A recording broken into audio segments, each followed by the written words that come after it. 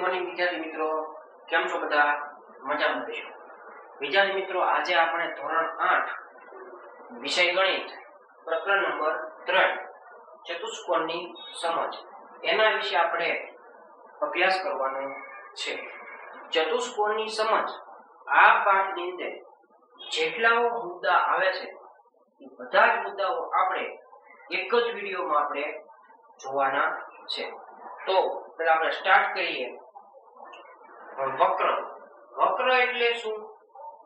તો મિત્રો અહીંયા મુદ્દા લખ્યા છે. જો તમારે સ્ક્રીનશોટ લેવો હોય તો લઈ લો.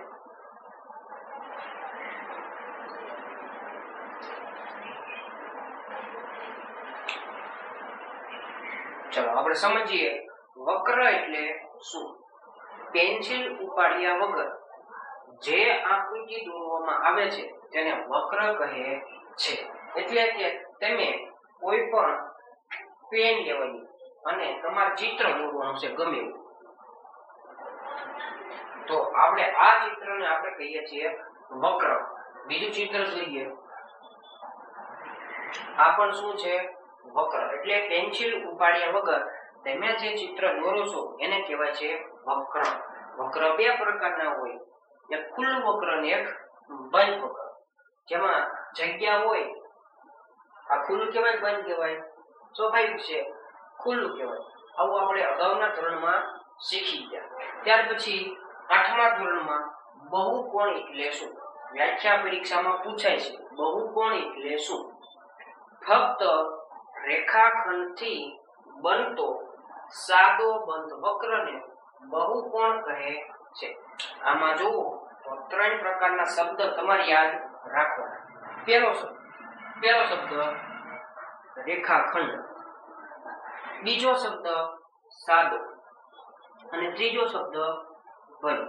તો આ 3 શબ્દનું પાલન થતું હોય તો ઈ બહુકોણ કહેવાય, નકર કહેવાય નહીં.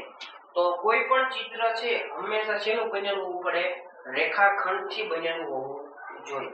અને જે ચિત્ર છે એ કેવું હોવું પડે? સાદું. હવે સાદું એટલે શું? તો એક આકૃતિને બીજી આકૃતિ છેદવી પડે નહીં. માની લો કે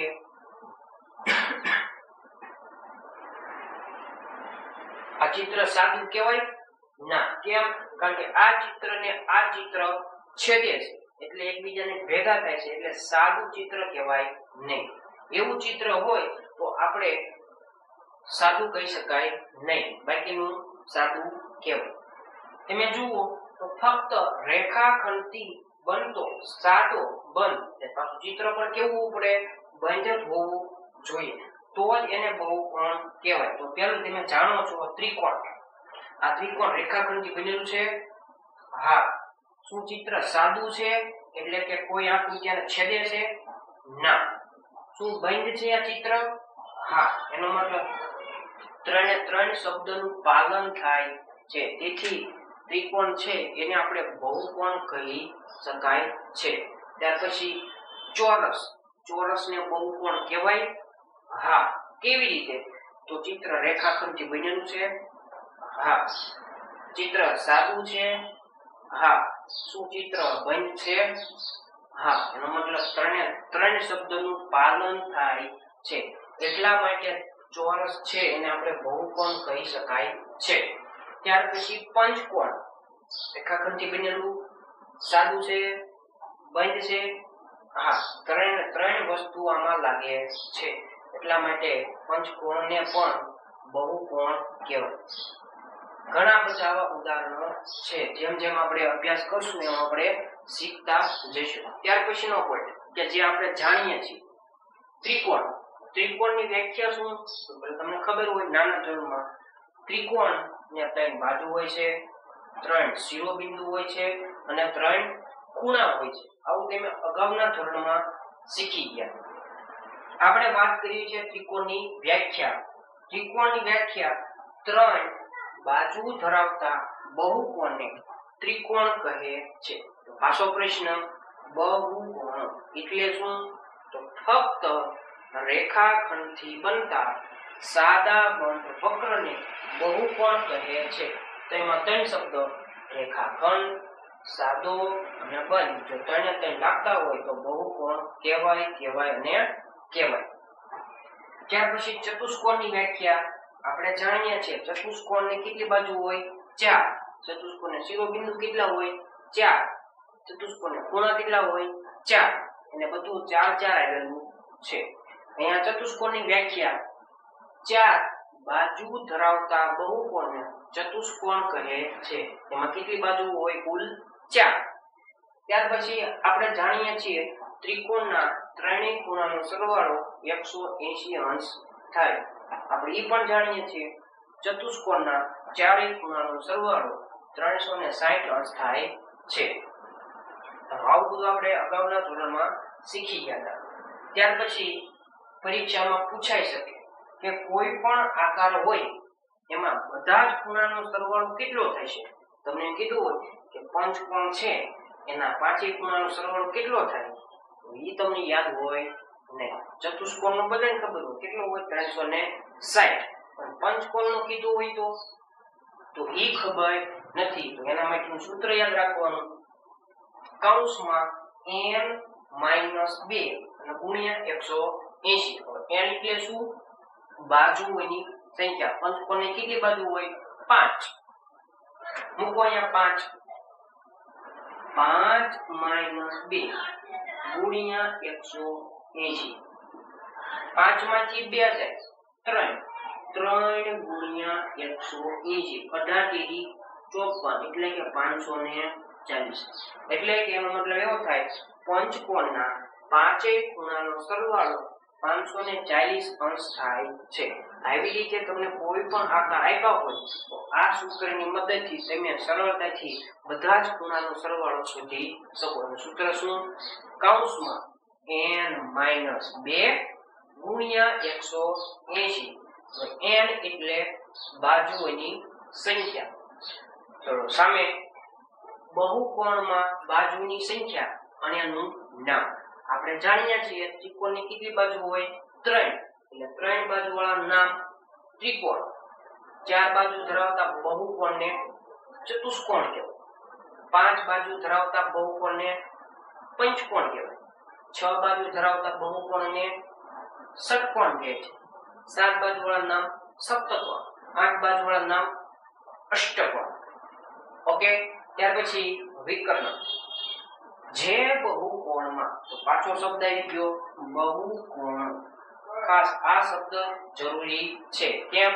કારણ કે બહુકોણ હોય તો જ વિકર્ણ મળે, બાકી મળે નહીં. તો બહુકોણ એટલે શું? તો 3 શબ્દ: રેખાખંડ, બીજો સાદો અને ત્રીજો બંધ. તો જ બહુકોણ કહેવાય.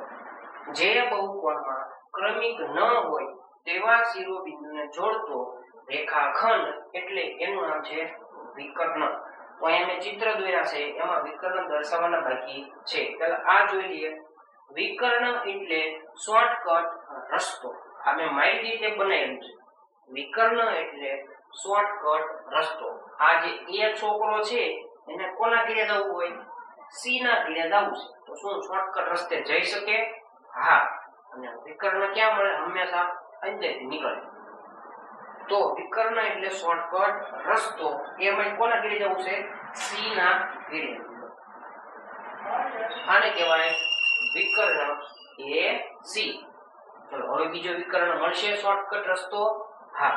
બી થી કોના ઘરે જવાનું હોય? ડી ના ઘરે. તો શોર્ટકટ રસ્તો. એટલે આને કેટલા વિકર્ણ થયા? 2. ત્યાર પછી પંચકોણ છે, એમાં પણ આપણે વિકર્ણ શોધવા છે. શોર્ટકટ રસ્તો હોવો પડે. આજે તમને કાળા કલરની લીટીઓ દેખાય છે એની ઉપર આપણે હલવાનું થતું નથી, તો શોર્ટકટ ન કહેવાય. તો એને લાંબો રસ્તો. પણ આપણે મેળવવો છે શોર્ટકટ રસ્તો. હવે એ છે એને કોના ઘરે જવું હોય? બી ના ઘરે જવું તો રસ્તા ઉપર હાલે? હા. એને કોના ઘરે જવું છે? સી ના ઘરે. શોર્ટકટ રસ્તો મળે? ત્યાર પછી એને કોના ઘરે જવું હોય? ડી ના ઘરે. શોર્ટકટ રસ્તો મળે ને? ત્યાર પછી ઈ ના ઘરે, તો કે રસ્તા ઉપર જ હાલવું પડે, એનું કામ પૂરું. હવે બી નો વારો. બી ને કોના ઘરે જવું? એ ના ઘરે. તો રસ્તા ઉપર જ હાલવું પડે. સી ના ઘરે. રસ્તા ઉપર જ આવવું પડે. ડી ના ઘેરે ના, રસ્તા ઉપર હલાય નહીં, શોર્ટકટ રસ્તો. ઈ ના ઘેરે શોર્ટકટ રસ્તો પૂરું. હવે સી નો સી ને કોના ઘેરે જવું? એ ના ઘેરે જઈ શકે. હા, જો દોરેલો છે આપણે. પછી બી ના ઘેરે રસ્તા ઉપર આવવું પડે, સી ના ઘેરે રસ્તા ઉપર આવવું પડે, ઈ ના ઘેરે હા ઈ ના ઘેરે આપણે શોર્ટકટ રસ્તો દોરી શકાય. પછી ડી નો વાળો. ડી ને કોના ઘેરે જવું? એ ના ઘેરે દોરેલો છે. ડી ને બી ના ઘેરે જવું છે, શોર્ટકટ રસ્તો દોરેલો છે. સી ના ઘેરે જવું, રસ્તો આપેલો છે કાળા કલર. પછી ઈ ના ઘેરે જવું. પછી હવે આમાં કોઈ એક મળશે નહીં. તો આ છે વિકર્ણ એટલે શોર્ટકટ રસ્તો. મોટી વ્યાખ્યા છે. આ થઈ ગઈની નહીં કે જે આપણે સરળતાથી યાદ રાખી શકીએ. ત્યાર પછી વિકર્ણ શોધવા માટેનું સૂત્ર તમને કીધું હોય કે અષ્ટકોણને કેટલા વિકર્ણ મળે, તો એના માટે સૂત્ર આવડતું હોવું જોઈએ. અષ્ટકોણ કીધું હોય તો અષ્ટકોણ પર દોરવું પડે. ઈ પાછું આપણે અઘરું પડી જાય. એટલે વિકર્ણ શોધવાનું સૂત્ર છે n કૌંસમાં n - 3 કૌંસ પૂરો આખાના છેદમાં 2. n એટલે શું? બાજુઓની સંખ્યા. વિકર્ણ શોધવાનું સૂત્ર n કૌંસમાં n - 3 છેદમાં 2. n એટલે બાજુઓની સંખ્યા. આના ઉપરથી તમે સરળતાથી વિકર્ણ શોધી શકો.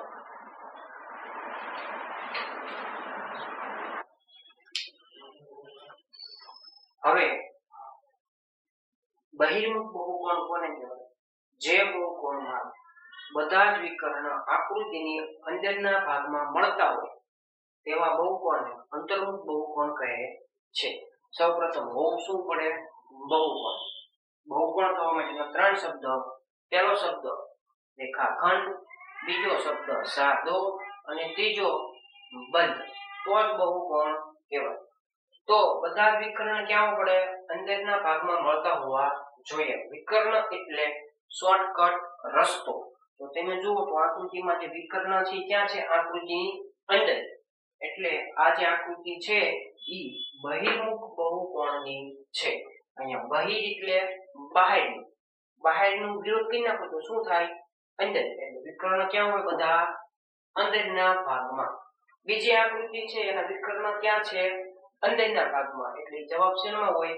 બહિર્મુખ બહુકોણમાં હોય. અંદરનું વિરોધી બહાર કરી નાખવાનું, બહારનું વિરોધી અંદર કરી નાખવાનું. બધા વિકર્ણ ક્યાં છે? અંદર. વિરોધી શું થાય? બહાર. એનું નામ છે બહિર્મુખ બહુકોણ. ત્યાર પછી અંતર્મુખ બહુકોણ એટલે કે જે બહુકોણમાં ઓછામાં ઓછો એક વિકર્ણ આકૃતિની બહાર મળવો પડે એવા બહુકોણને અંતર્મુખ બહુકોણ કહે છે. આ વ્યાખ્યા મેં મારી જાતે બનાવેલી છે. તો આ આકૃતિ છે એમાં વિકર્ણ તમે મેળવો તો આ વિકર્ણ ક્યાં છે? આકૃતિની અંદર કે બહાર? બહાર. એટલે બહારનું વિરોધી શું થાય? અંદર. તો આનું નામ થઈ ગયું અંતર્મુખ બહુકોણ. ત્યાર પછી આ ચિત્રમાં છે આ વિકર્ણ ક્યાં છે? આકૃતિની બહાર. બહારનું વિરોધી થાય અંદર. એટલે કે નામ થઈ જાય અંતર્મુખ બહુકોણ. ખાસ વિરુદ્ધ કહી નાખવાનું. જો બહિર્મુખ પૂછવું હોય તો એનું વિરુદ્ધ કહી નાખો તો અંદર. તો બધા વિકર્ણ ક્યાં હોય? અંદર. જો અંદર પૂછવું હોય તો એનું વિરુદ્ધ કહી નાખવાનું. શું થાય? બહાર. તો ઓછામાં ઓછો વિકર્ણ ક્યાં જોવા મળે? બહાર. તો એનું નામ થઈ જાય અંતર્મુખ બહુકોણ. ત્યાર પછી નિયમિત બહુકોણ. જે બહુકોણમાં બધી જ બાજુઓ અને બધા જ ખૂણાઓ સમાન હોય તેવા બહુકોણને નિયમિત બહુકોણ કહે છે. અહીંયા તમે જુઓ તો ત્રિકોણ છે. ત્રિકોણના ત્રણેય ખૂણા કેવા છે? 60 ના. અને ત્રિકોણની ત્રણેય બાજુ કેવી છે? સમાન. એનો મતલબ આ ત્રિકોણ કયો છે? સમબાજુ ત્રિકોણ. ત્યાર પછી બીજું ચિત્ર છે ચોરસ. ચોરસને ચારે બાજુ સરખી હોય અને ચારે ચાર ખૂણા પણ કેવા હોય? સરખા. એટલે કે બધી જ બાજુઓ અને બધા જ ખૂણાઓ કેવા હોય? સમાન. તો એને કહેવાય નિયમિત બહુકોણ. ત્યાર પછી અનિયમિત બહુકોણ કે જે નિયમિત ન હોય એને કહેવાય અનિયમિત બહુકોણ. ઉદાહરણ તરીકે લીધું છે આપણે લંબચોરસ. લંબચોરસમાં બધી બાજુ સરખી છે નહીં, પણ ખૂણા સરખા છે, પણ બધી બાજુઓને બધા ખૂણા સરખા થતા હોય તો જ નિયમિત કહેવાય. તો અહીંયા ખૂણા સરખા છે પણ બાજુ સરખી નથી, એટલે આનું નામ થાય અનિયમિત બહુકોણ. ત્યાર પછી બહિષ્કોણનું માપ. બહિષ્કોણ એટલે બહારનો ખૂણો. બહિષ્કોણનું માપ બરાબર 360/n. આ સૂત્ર તમારે યાદ રાખવું પડે. હવે n એટલે શું? બાજુઓની સંખ્યા. બહિષ્કોણના ખૂણાના માપનો સરવાળો હંમેશા 360 અંશ થાય છે. બહિષ્કોણના ખૂણાના માપનો સરવાળો હંમેશા 360 અંશ થાય છે. એ પછી ગમે એટલા ખૂણા હોય તો જવાબ હંમેશા 360 અંશ થાય. આ કોની વાત થાય છે? બહિષ્કોણના માપની. બરોબર. ત્યાર પછી આના પછી આપણે ગુણધર્મ જોઈએ, ચતુષ્કોણના ગુણધર્મ.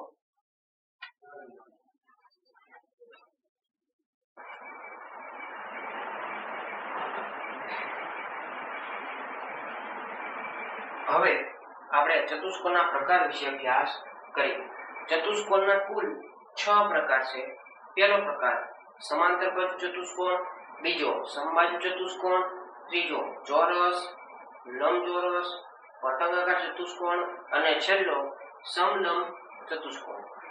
આ જે પ્રકાર છે એના માટે તમારે મુદ્દા યાદ રાખવા પડે. અને આ જે મુદ્દા છે એ 1 માર્ક્સની અંદર વિકલ્પમાં પૂછાય છે. આ વિધાન સાચું છે કે ખોટું, કેવી રીતે? એના માટે તમને બધાના મુદ્દા આવડતા હોવા જોઈએ. તો આપણે પહેલો પ્રકાર જોઈએ, સમાંતર બાજુ ચતુષ્કોણ. અહીંયા લખ્યું છે સમાંતર. તમે કે સમાંતર શબ્દ સાંભળ્યો છે? ના. આપણે સમજાય ને, સમાંતર એટલે કોઈ એવી બે બાજુઓ કે જે એકબીજાને ક્યારેય છેદે નહીં. ઉદાહરણ તરીકે તમે જોયું છે રેલગાડીના પાટા એકબીજાને ક્યાંય છેદે ના. રેલગાડીના પાટા એકબીજાને ક્યાંય છેદતા નથી. ત્યાર પછી તમે જુઓ તો આ ચિત્ર છે. આ ચિત્રમાં જે બાજુઓ છે, એક આ બાજુ અને આ બાજુ, બંનેને હું અનંત સુધી લંબાવું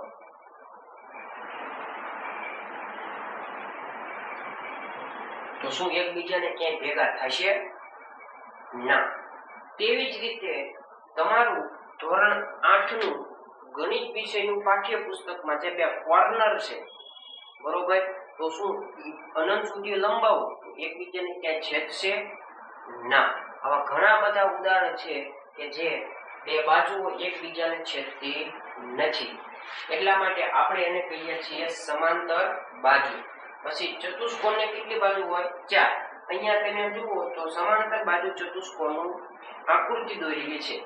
અહીંયા જે બાજુઓ છે AB અને DC, બંનેને હું લંબાવું તો એકબીજાને ક્યાંય ભેગા થશે નહીં.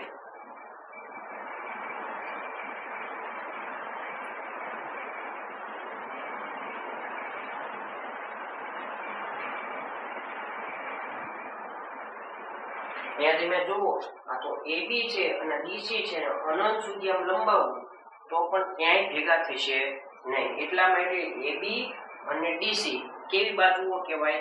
સમાંતર બાજુઓ કહેવાય. આપણે બીજું ઉદાહરણ લઈએ. આપણે જાણીએ છીએ વીજળીના તાર. વીજળીના તાર એકબીજાને કેવો હોય?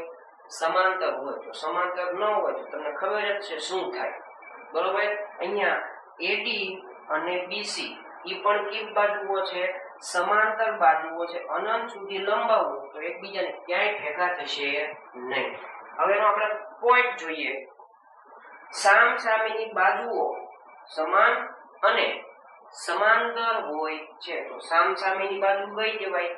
તો પહેલા AB. AB ની સામે કોણ થાય? BC. આ બંને બાજુ કેવી છે?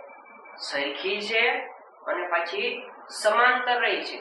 આપણે ઉદાહરણથી સમજીએ. માની લો કે આનું માપ 8 હોય તો આનું માપ કેટલું થાય?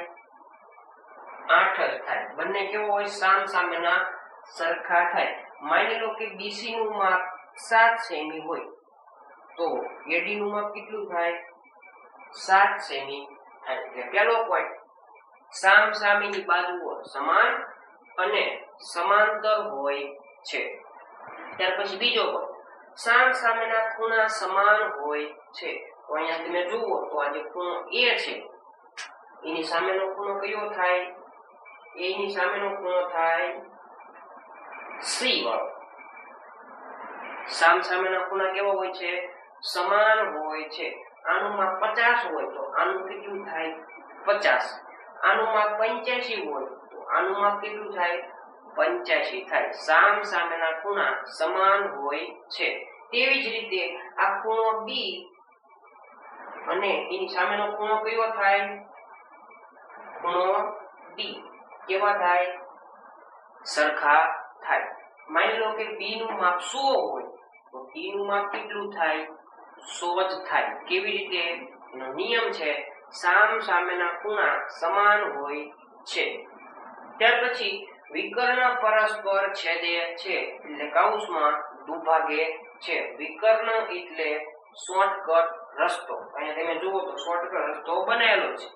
એકબીજાને શું કરે છે છેદે છે તો એકબીજાને કઈ ભેગા થાય છે અહીંયા ભેગા થાય છે. કૌંસમાં લખ્યું છે દુભાગે છે એટલે બે ભાગય થાય છે. માની લો કે આ જો AC નું માપ 10 હોય AC નું માપ કેટલું 10 તો આ ટુકડાનું માપ કેટલું છે આખાનું માપ 10 હોય દુભાગે છે એટલે બે સરખા ભાગ થાય છે. તો AC નું માપ 10 હોય તો આટલાનું કેટલું હોય 5 હોય. આ ટુકડાનું કેટલું હોય 5 થઈ ગયા બે સરખા ભાગ. તેવી જ રીતે BD નું માપ 20 સેન્ટીમીટર હોય BD નું માપ 20 સેન્ટીમીટર હોય તો આટલાનું કેટલું હશે 10. આટલાનું કેટલું હોય 10. એટલે કે વિકર્ણ પરસ્પર છેદે છે અને દુભાગે પણ છે. ત્યાર પછી બીજો પ્રકાર સમબાજુ ચતુષ્કોણ. આપણને ખબર જ છે સમ એટલે સરખું બાજુ એટલે રેખાખંડ. આ ચિત્રમાં બધી બાજુ કેવી છે સરખી એટલે એનું નામ છે સમબાજુ. તમે જુઓ તો ચારે ચાર બાજુ કેવી થાય સરખી. માની લો કે આનું માપ 5 સેન્ટીમીટર હોય તો બધાયનું માપ કેટલું થાય 5 સેન્ટીમીટર થાય. ચારે ચાર બાજુઓ કેવું હોય સરખી. બીજો પોઈન્ટ ચારે ખૂણા સમાન હોય છે. બાજુ ખૂણો A ખૂણો B ખૂણો C અને ખૂણો D બધા કેવા હોય એક સરખા માપના જ હોય. વિકર્ણ પરસ્પર કાટખૂણે દુભાગે છે. અહીંયા તમે જોવો તો વિકર્ણ છે AC બીજો વિકર્ણ છે BD એકબીજાને કાટખૂણે તો જો કાટખૂણો બને છે અને સાથે સાથે દુભાગે પણ છે એટલે વિકર્ણના બે સરખા ભાગ પણ થાય છે. એટલે કે AC નું માપ છે માની લો કે 12 મીટર છે તો આટલાનું કેટલું થાય 6. આટલાનું 6 બરોબર. એટલે નાના નાના ટુકડા કેટલા હોય 6 મીટરના હોય એટલે બે સરખા ભાગ પણ થાય. ત્યાર પછીનો બીજો પોઈન્ટ ચોરસ. ચોરસમાં આપણે જાણીએ છીએ ચારેય બાજુઓ સમાન હોય છે. તમે જોવો છો ચિત્રમાં ચારે ચાર બાજુ કેવી છે સરખી. ત્યાર પછી ચારેય ખૂણા 90 અંશના હોય છે. જોવો તો તમે અહીંયા L અક્ષર છે એટલે 90 અંશનો સિમ્બોલ કહેવાય. એટલે ચારેય ખૂણા 90 અંશના હોય છે. પછી વિકર્ણ પરસ્પર કાટખૂણે દુભાગે છે એટલે કે વિકર્ણ એકબીજાને દુભાગે છે અને સાથે સાથે 90 અંશનો ખૂણો પણ બનાવે છે. એનો મતલબ એવો થયો કે આ નિયમ છે એ તો આમાં આવી ગયો પરસ્પર કાટખૂણે દુભાગે છે. આ તેની ખાસિયત છે બરોબર. ત્યાર પછી લંબચોરસ. તો લંબચોરસમાં આપણે જાણીએ છીએ સામસામેની બાજુ કેવું હોય સમાન હોય છે. એટલે આનું માપ 10 હોય તો આનું કેટલું થાય 10. આનું માપ 5 હોય તો આનું કેટલું થાય 5. કેમ? કારણ કે એનો ગુણધર્મ છે સામસામેની બાજુના માપ સમાન હોય છે. ત્યાર પછી ચારેય ખૂણા 90 અંશના હોય છે. તમે જોઈ શકો છો અહીંયા ચારે ચાર ખૂણા કેવા છે 90 અંશના હોય છે. તો અહીંયા કેવા હોય અહીંયા પણ 90 અંશના હોય છે. વિકર્ણની લંબાઈ સમાન હોય છે એટલે કે આ જે વિકર્ણ છે અને આ વિકર્ણ છે બંને કેવા હોય છે સરખા હોય છે અને સાથે સાથે દુભાગે પણ છે. ત્યાર પછી પતંગાકાર ચતુષ્કોણ કે જેનો દેખાવ પતંગ જેવો હોય છે. અહીંયા તમે જુઓ તો પાસ પાસેની બાજુઓ સમાન હોય છે. તો પાસ પાસેની બાજુમાં લઈએ પહેલા AB. AB ની પાસેની બાજુ કઈ કહેવાય AD. એ કેવી હોય છે સરખી હોય છે. ત્યાર પછી BC અને CD પાસ પાસેની બાજુઓ સમાન હોય છે. ત્યાર પછી ખૂણો B બરાબર ખૂણો D એટલે કે માત્ર આ ખૂણાની જોડ સમાન હોય છે પણ ખૂણો A નોટ ઇક્વલ ટુ ખૂણો C એટલે આ ખૂણો અને આ ખૂણો સમાન હોતા નથી. વિકર્ણ પરસ્પર કાટખૂણે છેદે છે. તો તમે જોઈ શકો છો અહીંયા કેવા અક્ષર બને છે એનો મતલબ કાટખૂણે છેદે છે. ત્યાર પછી સમલંબ ચતુષ્કોણ એનો માત્ર એક જ નિયમ છે બાકીના બધાના ત્રણ નિયમો છે. એનો નિયમ છે સામસામેની બાજુઓમાંથી ફક્ત એક જ જોડ પરસ્પર સમાંતર હોય છે. તમે આ બે બાજુ અનંત સુધી લંબાવો તેમ છતાં પણ ક્યાંય એકબીજાને છેદશે નહીં. એટલા માટે પરસ્પર એક જ જોડ સમાંતર હોય છે. આ ગુણધર્મ તમને આવડતા હોવા જોઈએ. જો આવડતા હોય તો જ તમે સાચા ખોટાના જવાબ આપી શકો. બરોબર? એટલે આપણે શું કરવાનું બધા ગુણધર્મ પરફેક્ટ પાકા કરી નાખવાના. અહીંયા તમે જુઓ તો ઘણી વસ્તુ એવી છે કે જે આમાંય આવતું હોય આમાંય આવતું હોય. બરોબર? એ ખાસ યાદ રાખવું પડે. વિદ્યાર્થી મિત્રો જો આવા વિડીયો ગમતા હોય તો ચેનલને લાઈક શેર અને સબસ્ક્રાઇબ કરવાનું ભૂલતા નહીં અને તમારા મિત્રને પણ વિડીયો શેર કરજો.